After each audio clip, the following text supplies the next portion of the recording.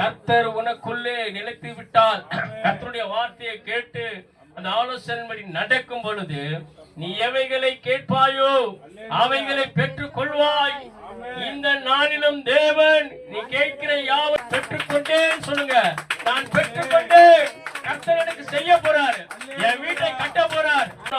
நடக்க வேண்டிய அந்த பிள்ளைகளுடைய திருமணம், ஆண்டவரே நான் இது வரைக்கும் ஒண்ணு சேர்த்து வைக்கல, நகை இல்ல, பணம் இல்ல, மகளே மகனே கர்த்தர் உனக்குள்ள வந்துட்டா. ரீபா ரபா ரபா. நீ நிலைத்திருந்தால் உன் வீட்டை தேடி ஆசீர்வாதம் வரும். நீ நிலைத்திருந்தால் மணவாளன் மணவாட்டி உன் வீட்டை தேடி வருவார்கள். நாம் எங்க போய் அலைய வேண்டிய அவசியம் அல்ல. தேவன் இன்றைக்கு சொல்றா ஒரே காரியம்,